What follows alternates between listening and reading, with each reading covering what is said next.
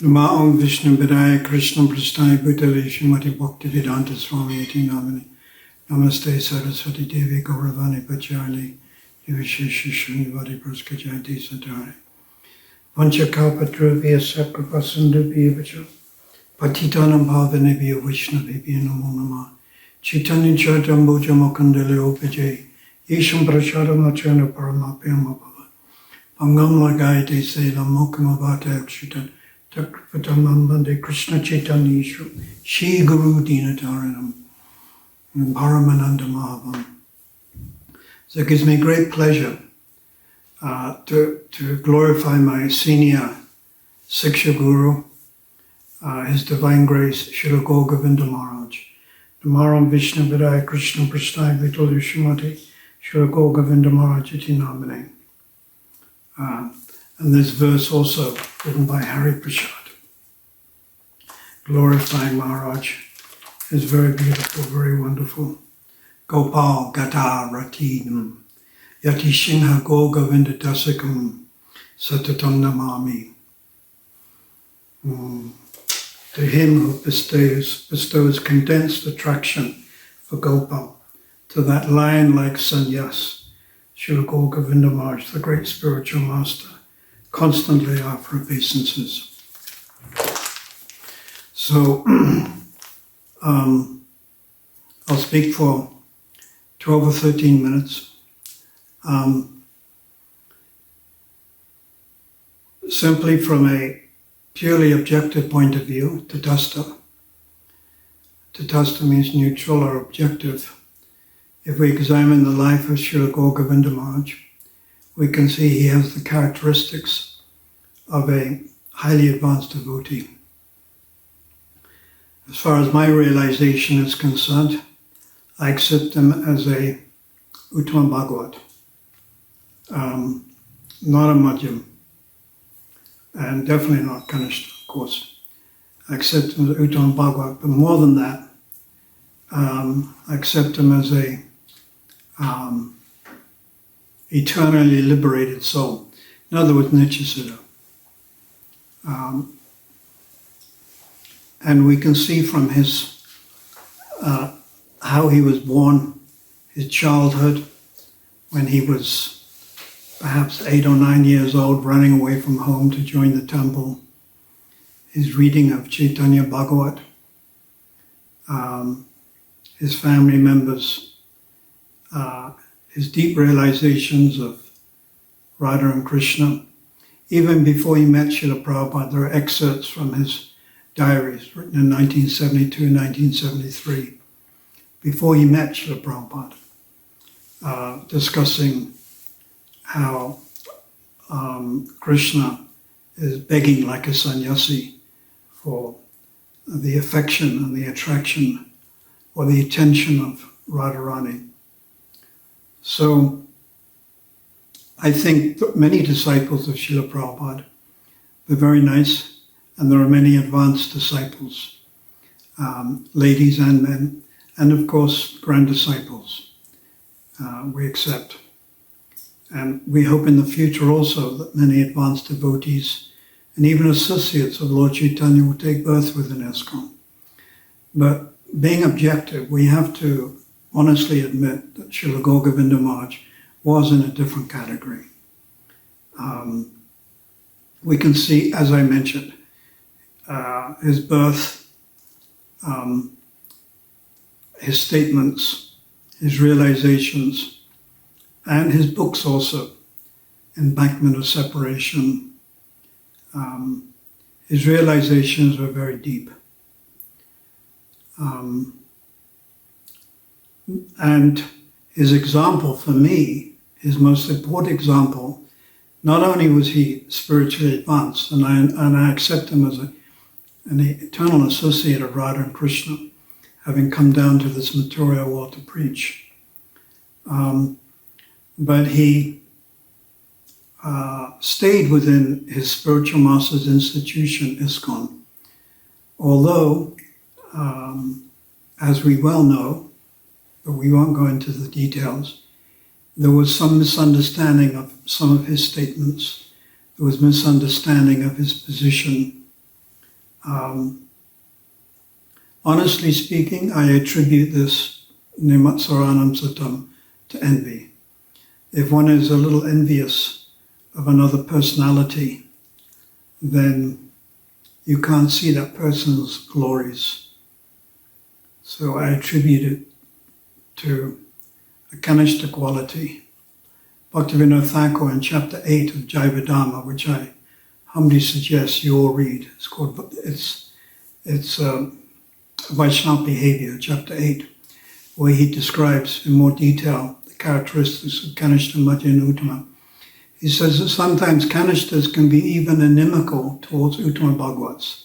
They can be inimical towards Uttama Bhagavats.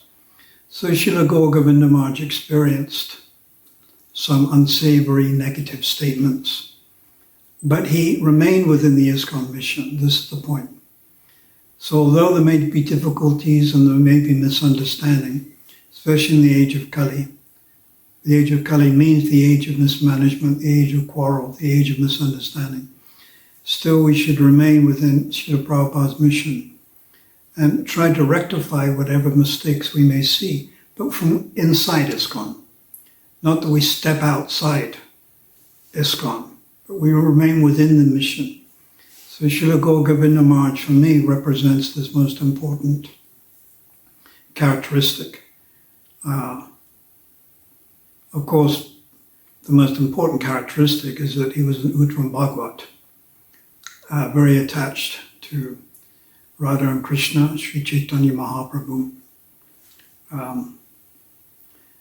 But a secondary characteristic is that, you could say, Tatashta Sarup, Tatashta Lakshanam.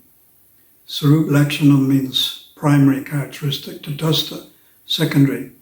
That he remained within the mission of his spiritual master and tried to preach, and successfully preached, establishing Krishna consciousness in Bhubaneswari, translating books, and then traveling to different parts of the world to try to preach to the preachers. In this regard, he came to South Africa twice, and in 1995 I was fortunate. He came and I had his darshan and I spoke with him, and he spoke about Rupa and Raghunath. He spoke something about Braja Bhakti. It was very nice. I went with him to the airport. Then he came again in 1996, but at that time I was in Cape Town and I hadn't been notified that he had come. And he stayed briefly. And then, of course, we know on Srila Bhaktisiddhanta's appearance day in Mayapur, he departed for the spiritual world. Of course, he's already a resident of the spiritual world. So, my humble request is we follow in his example. And although we may see mistakes, we may see decisions made which aren't according to Siddhanta, but we still stay within the ISKCON mission, remain favorable to it, knowing that it's Prabhupada's personal contribution to our sampradaya, and following the example of Srila Gaur Govinda Maharaj, try to rectify whatever we can. If we see some mistake, if it's appropriate to say something, Srila Gaur Govinda Maharaj had that potency and power to speak out. That doesn't necessarily mean we should all do that as well. He had the power, he had the potency. But we should read his books, identify with him, pray to him, and try to follow in his footsteps. So I see him as my most senior God brother. Although there are many exalted God brothers that I bow down and touch their lotus feet. I have Siksha Gurus, Padma Pradaksha Gurus, but Srila Gaur Govinda Maharaj is on a platform a different higher platform. And I pray to him every day, many times during the day. Because Prabhupada said, the fact is devotional service is bestowed by the blessings of a pure devotee. Chaitanya Charitamrita Mati Leela, chapter 22, introduction. The fact is devotional service is bestowed by the blessings of a pure devotee. Quote, only a devotee can give Lord Krishna to another devotee. So Srila Gaur Govinda Maharaj can bestow that, he can give that, if we have attachment to his instructions and his example.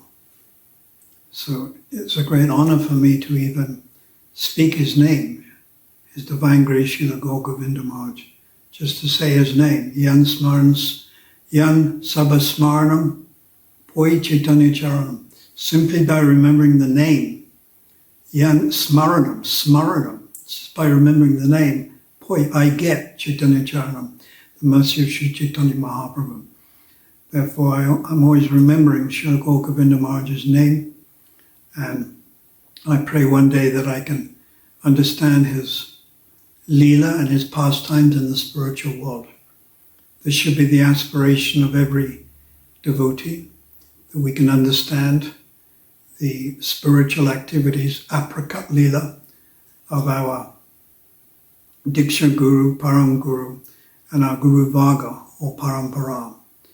So Srila Gaur Govinda Maharaj can give that sputi, that inspiration, that realization, and I can understand, possibly in the future, with his mercy, I may be able to understand something about his divine pastimes, not just his pastimes here in the material world, born in Ariya, school teacher and this and that, but his actual eternal nitya and naimittic. Nitya, eternal pastimes, naimittic, occasional pastimes.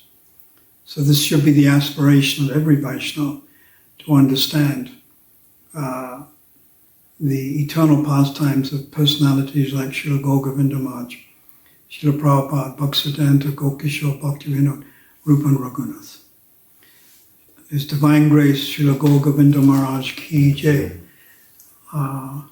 His Divine Grace, Srila Gaur Govinda Maharaj's followers, disciples, Ki Jai. Srila Prabhupada Ki Jai. Go Premanandi Hari Hari Bol.